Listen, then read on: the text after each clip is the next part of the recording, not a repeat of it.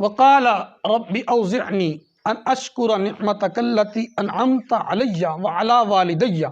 حضرت سلیمان علیہ السلام نے کہا کہ اے میرے پروردگار، تو اپنی توفیق سے مجھے شکر ادا کرنے والا بنا اس نعمت کا جو تو نے مجھ پر فرمائی اور میرے والدین پر فرمائی۔ والدین کی نعمت کا بھی شکریہ۔ اب دیکھیں نا، ہم مسلمانوں کے گھر میں پیدا ہوئے ہیں۔ مجھے نا اکثر میاں صاحب بتاتے ہیں کہ میری غیر مسلموں کے ساتھ چیٹ ہوتی ہے، میں ان کو گائیڈ کرتا رہتا ہوں، میں سمجھاتا رہتا ہوں، اتنی عمر ہو جاتی ہے تو پھر بھی مانتے پھر کوئی بات نکال دیتے ہیں۔ تو وہ کہتے ہیں ہم بڑے سیانے ہیں، ہمیں بڑا شعور ہے، ہم مطالعہ کرتے ہیں، کسی کی قسمت میں ہدایت ہوتی ہے، کسی کی نہیں ہوتی، لیکن یہ اس کا کرم نہیں ہے کہ اس نے ہمیں مسلمانوں کے گھر میں پیدا کیا۔ تو ہمیں اللہ کا یہ بھی شکر ادا کرنا ہے کہ یا اللہ تو نے ہمیں مسلمان بنایا، اور یہ بھی شکر ادا کرنا ہے کہ تو نے ہمارے والدین کو بھی مسلمان بنایا۔ وَعَلَىٰ وَالِدَيَّ وَأَنْ أَعْمَلَ صَالِحًا تَرْضَاهُ، اے اللہ تو مجھے نیک کام کرنے کی توفیق دے جن سے تو راضی ہو۔ وَتَفَقَّدَ الطَّيْرَ فَقَالَ مَا لِيَ لَا أَرَى الْهُدْهُدَ۔ حضرت سلیمان علیہ السلام کیونکہ آپ کی جنوں پر بھی حکومت تھی، انسانوں پر بھی حکومت تھی، پرندوں پر بھی حکومت تھی، تو آپ ایک دن پرندوں کا جائزہ لے رہے تھے، آپ نے دیکھا وَتَفَقَّدَ الطَّيْرَ فَقَالَ مَا لِيَ لَا أَرَى الْهُدْهُدَ، میں حدود کو میں نہیں دیکھ رہا، وہ کدھر ہے؟ فَقَالَ مَا لِيَ لَا أَرَى الْهُدْهُدَ أَمْ كَانَ مِنَ الْغَائِبِينَ، کیا وہ واقعی غائب ہو گیا ہے؟ حضرت سلیمان علیہ السلام نے ارشاد فرمایا، پھر فرماتے ہیں کہ لَأُعَذِّبَنَّهُ عَذَابًا شَدِيدًا، کہ میں اسے سخت عذاب دوں گا، او لَأَذْبَحَنَّهُ، یا میں اسے ذبح ہی کر دوں گا، غصے کا اظہار فرما رہے ہیں، او لَيَأْتِيَنِّي بِسُلْطَانٍ مُبِينٍ، یا پھر وہ کوئی واضح دلیل پیش کرے کہ میں یہ کر رہا تھا، میں ادھر گیا تھا، میں یہ۔ تو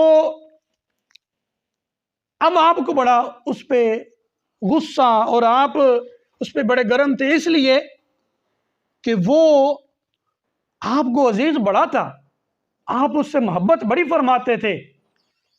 ایک دفعہ نا آپ بیت اللہ کی حاضری سے واپس تشریف لا رہے تھے، تو صنعا کے مقام پر جو یمن کا شہر ہے وہاں پر آپ رکے، اور آپ نے وہاں پہ پانی کی تلاش تھی، آپ نے فرمایا ہدہد کو بلاؤ۔ ہدہد کی کہتے ہیں نظر بڑی تیز ہوتی ہے، یہ پرندوں کے انجینئر کہہ لیں آپ، وہ ہوتے ہیں۔ وہ حضرت ابو ہریرہ رضی اللہ تعالیٰ عنہ نے فرمایا نا کہ ہدہد کی نظر بڑی تیز ہوتی ہے، تو کسی نے کہا، اس نے کہا جناب اگر ہدہد کی نظر تیز ہوتی ہے تو پھر جب وہ اس کو بچے وہ لگاتے ہیں پنجرہ، وہ لگاتے ہیں، اس کو پکڑتے ہیں وہ رسی لگا کے، تب کیوں وہ اس میں آ جاتا ہے؟ تو حضرت ابو ہریرہ رضی اللہ تعالیٰ عنہ نے فرمایا کہ تقدیر سے کسی کی نظر تیز نہیں ہو سکتی، وہ تقدیر کے جال میں پھنس رہا ہوتا ہے۔ یہ جو ہدہد ہے نا، روح البیان نے اس کے حوالے سے بڑے واقعات بھی لکھے، بڑے مزاحیہ واقعات۔ تو ایک دن نا اس نے سلیمان علیہ السلام سے کہا، اس نے کہا جناب میں تھوڑی دعوت پکانا چاہنا تے تسی تشریف لے آؤ فلاں دن۔ آپ نے کہا کہ ٹھیک ہے، تو آپ اپنے سارے لشکر کو لے کر وہاں پر پہنچے دریا کے کنارے۔ اس نے دوپہر کا وقت دیا تھا، دوپہر کا وقت ہوا، آپ نے فرمایا تیری دعوت کدھر ہے بھائی؟ اس نے کہا جی آپ بیٹھے، بس میں انتظام کر رہا ہوں، کبھی ادھر سے ایسے اڑتا ہے، کبھی ادھر سے ایسے اڑتا ہے۔ تفسیر روح البیان میں ہے کہ اس نے نا اوپر سے ایک چڑیا شکار کی، اور اس کے نا چھوٹے چھوٹے ٹکڑے کر کے اس نے وہ دریا میں پھینک دیے۔ تو کہنے لگا جس کے ہاتھ میں بوٹی آئے وہ بوٹی کھا لے، باقی سارے شوربہ پی لیں۔ ٹھیک ہے، تو یہ تھا نا، یہ یہ آپ کو بڑا پیارا تھا، آپ اس سے بڑی محبت کرتے تھے، تو آپ نے فرمایا کہ میں اسے دیکھ نہیں رہا، وہ کدھر ہے؟ تین باتیں کہی کہ یا میں اسے سخت عذاب دوں گا، یا میں اسے جو ہے وہ ذبح کر دوں گا، اور یا پھر وہ کوئی واضح خبر لے کر آئے، کوئی واضح بات ہمیں بتائے۔ آپ کا ایک درباری شہباز تھا، وہ حدود کو تلاش کرنے کے لیے گیا، وہ گیا تو وہ آگے سے آ رہا تھا، اس نے اس پہ حملہ کرنا چاہا، تو اس نے کہا تجھے اس رب کی قسم جس نے تجھے مجھ پر طاقت دی ہے، مجھے ایک دفعہ ان کے پاس پہنچ لینے دو، مجھے اپنی خبر سنا لینے دو۔ تو اس نے کہا وہ آج تمہیں نہیں چھوڑیں گے، وہ آج تمہیں ذبح کر دیں گے۔ اس نے کہا انہوں نے کوئی راستہ تو رکھا ہوگا، تو کہا ہاں ایک راستہ ہے، اگر کوئی تو واضح بات ان کو بتائے کہ میں اس لیے غائب رہا تو پھر تیری معافی ہو سکتی ہے۔ اس نے کہا چلو کوئی نہیں، اللہ خیر کرے گا۔ وہ سلیمان علیہ السلام کی خدمت میں حاضر ہوا، پہنچا، اس نے کہا کہ میں خبر لے کر آیا ہوں، ایسی خبر جس کو آپ نہیں جانتے۔ وہ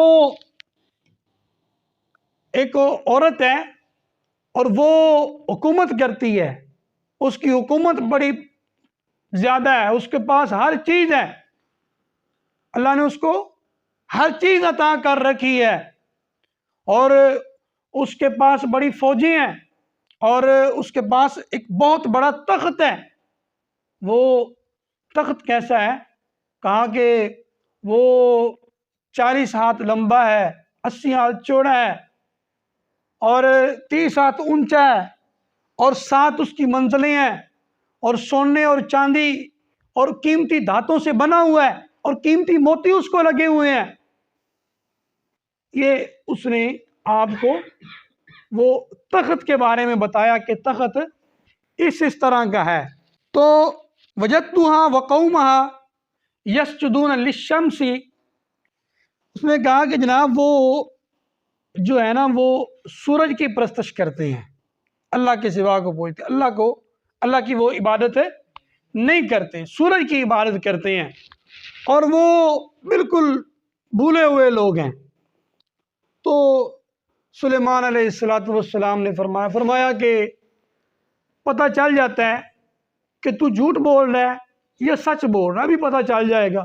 آپ نے اسے خط دیا، آپ نے فرمایا کہ تو مطیع و فرما بردار ہو جا اور ہم سے بڑھنے کی کوشش نہ کر۔ جب اس نے خط پڑھا تو اس نے کیا کہا؟ اس نے کہا میری طرف عزت والا خط آیا ہے۔ تو مفسرین لکھتے ہیں کہ اس نے اس خط کو کہا کہ یہ عزت والا خط آیا ہے، اللہ تبارک و تعالیٰ نے اسی لمحے اس خط کی عزت کرنے کی وجہ سے اس کے مقدر میں کامیابی لکھ دی تھی، اس کے مقدر میں ایمان لکھ دیا تھا۔ اس نے اپنے سپاہیوں سے مشورہ کیا۔ اب اس کے سپاہی کیسے تھے؟ اس کے جو قوم تھی اس کے 12,000 سردار تھے، اور پھر ان کی آگے فوجیں تھیں، پورے لشکر تھے، ان کے پاس جدید سے جدید اسلحہ تھا۔ تو اس نے مشورہ کیا، اس نے کہا بتاؤ۔ انہوں نے کہا ہے، خط میں لکھا ہوا تھا اِنَّهُ مِن سُلَيْمَانَ وَإِنَّهُ بِسْمِ اللَّهِ الرَّحْمَنِ الرَّحِيمِ، یہ سلیمان کی طرف سے ہے، اور اللہ کے نام سے شروع، جو مہربان ہے، رحم کرنے والا ہے۔ پھر آپ نے وہ بات کی، آپ نے کہا تو بڑھنے کی کوشش نہ کر، بلکہ مطیع و فرما بردار ہو کر ہمارے سامنے حاضر ہو جا۔ اس نے اپنے سرداروں سے مشورہ کیا، اس نے کہا بتاؤ اب کیا کریں؟ تو انہوں نے کہا ہم قوت میں ہیں، ہم طاقت میں ہیں، ہم لڑیں گے۔ تو اس نے کہا لڑائی کوئی اچھی بات نہیں ہے، ہم نا ایک دفعہ ان کی طرف تحفہ بھیجتے ہیں، پھر دیکھتے ہیں کہ وہ ہمارے تحفے کو قبول کرتے ہیں یا نہیں کرتے، اور ہمارے وہ قاصد کو کیا پیغام دیتے ہیں، وہ کیا کہتے ہیں۔ تحفہ بھیجا گیا، وہ آپ کی طرف چلا تو آپ تو نبوت کے نور سے دیکھ رہے تھے کہ وہ آ رہا ہے۔ اب وہ گفٹ کیا بھیج رہی تھی، تحفہ کیا بھیج رہی تھی؟ وہ ایک سونے کی اینٹ بھیج رہی تھی، قیمتی کپڑے میں لپیٹ کر۔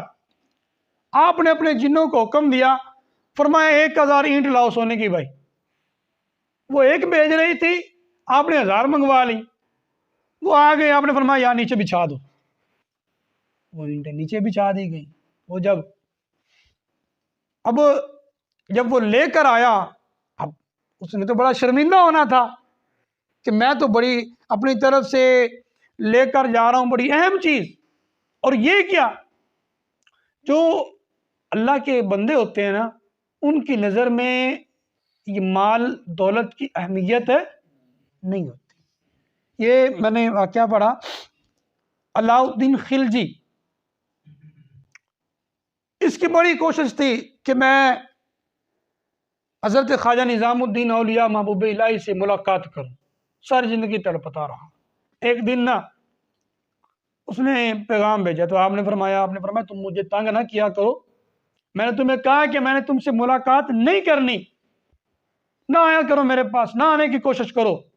اگر تم مجھے تنگ کرے گا، آ ہی گیا تو میرے خانقاہ کے 2 دروازے ہیں، تو ایک سے آئے گا، میں دوسرے سے نکل جاؤں گا۔ اگر تم مجھے زیادہ تنگ کرے گا تو میں تیرا شہر چھوڑ جاؤں گا، لیکن میں نے تم سے ملنا نہیں ہے۔ یہ آپ کے ایک اللہ کے بندے تھے، آپ کا اپنا ایک مزاج تھا۔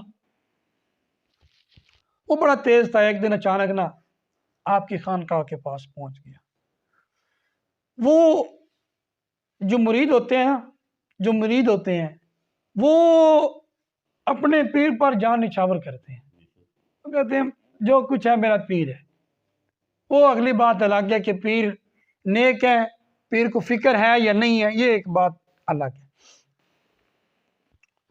تو کیا ہوا کہ اچانک جب پہنچا، دربانوں نے روک لیا، تو اس نے نا ایک رکا لکھا، اس کے اوپر لکھا، اس نے کہا یہ کیا بات ہے، جو اللہ کے بندے ہیں ان کے دروازوں پہ بھی دربان کھڑے ہوئے ہیں، اور ہم امیر لوگوں کے دروازوں پہ بھی دربان ہوتے، فرق کیا ہے؟ تو آپ نے اس کو پکڑا، اس کی پشت پہ لکھا، آپ نے فرمایا فرق یہ ہے کہ امیر لوگ دربان کھڑے کرتے ہیں اس لیے کہ کوئی غریب اندر نہ آئے، اور ہم فقیر لوگ دربان اس لیے کھڑے کرتے ہیں کہ کوئی امیر اندر نہ آئے۔ اس نے کہا جناب میں آپ سے نہیں ملتا، بس مجھے اپنی خانقاہ دیکھنے کی اجازت دی جائے۔ تو آپ نے فرمایا ٹھیک ہے دیکھ لے۔ اس نے خانقاہ دیکھی، خانقاہ بڑی لمبی چوڑی، بڑے ہر طرح کی وہاں پہ آسائش اور ہر چیز وہاں پہ موجود تھی۔ تو اس نے نا آپ کا وہ استبل دیکھا جہاں پہ گھوڑے بندھے ہوتے ہیں، وہ دیکھنے گیا تو وہاں پہ اس نے دیکھا کہ جو کیل لگے ہوئے تھے نا گھوڑوں کو باندھنے کے لیے، وہ چاندی کے تھے، اور گھوڑے کے پاؤں میں جو زنجیر ڈال کے باندھا ہوا تھا اس سے، وہ زنجیر سونے کی تھی۔ تو اس نے پھر خط لکھا، اس نے کہا جناب یہ کیا بات ہوئی، ہمارے پاس بھی قیمتی چیزیں سونا اور چاندی، آپ کے پاس بھی، فرق کیا ہے؟ تو آپ نے فرمایا کہ فرق بس اتنا ہے کہ جو امیر لوگ ہوتے ہیں نا وہ ان چیزوں کو سنبھال کے رکھتے ہیں، اور جو فقیر ہوتے ہیں وہ گھوڑوں کے قدموں میں ڈال کے رکھتے ہیں۔ تو جو اللہ کے نیک بندے ہوتے ہیں ان کی نظر میں ان چیزوں کی ویلیو نہیں ہوتی۔ جب ایران فتح ہوا نا تو وہ قالین لایا گیا، ایران کا قالین، وہ کہتے ہیں کہ ایسا قالین تھا جو دنیا کا سب سے قیمتی قالین ہوا کرتا تھا۔ جو بندہ اس میں بیٹھ جاتا وہ فخر محسوس کرتا کہ میں بڑی قیمتی جگہ پہ بیٹھ گیا ہوں۔ جب ایران فتح ہوا تو وہ قالین اونٹوں پہ لاد کر بھیجا گیا، تو حضرت عمر رضی اللہ تعالیٰ عنہ نے وہ قالین کو دیکھا تو لوگوں نے مشورہ دیا کہ اس کو یہاں پہ ڈالیں، یہاں پہ ڈالیں، تو کچھ لوگوں نے مشورہ دیا کہ اس کو مسجد نبوی میں ڈالا جائے۔ تو آپ نے فرمایا کہ یہ مسجد نبوی میں ڈالنے کے قابل نہیں، بلکہ یہ تو وہاں پہ ڈالا جائے گا جہاں پہ مسجد نبوی میں داخل ہونے کے لیے جوتے اتارے جاتے ہیں۔ تو جو اللہ کے بندے ہوتے ہیں نا، ان کی نظر میں ان چیزوں کی ویلیو نہیں ہوتی۔ تو آپ نے وہ اینٹیں بچھوا دیں، وہ آیا، وہ بڑا شرمندہ ہوا، اس نے آپ کو اینٹ پیش کی، تو آپ نے فرمایا کہ میں اینٹ قبول نہیں کروں گا۔ تو جو اللہ نے مجھے دیا ہے وہ اس سے کہیں بہتر ہے جو اللہ نے تمہیں دیا ہے۔ یہ قرآن کی آیت کا ترجمہ ہے۔ مجھے مال دینے کی کوشش نہ کرو، مال دے کر مجھے راضی نہ کرو، بلکہ پہلے سورج کی عبادت کو چھوڑو، سورج کی عبادت چھوڑ کر پہلے سیدھے رستے پہ آؤ، پھر بعد کی بات بعد میں دیکھیں گے۔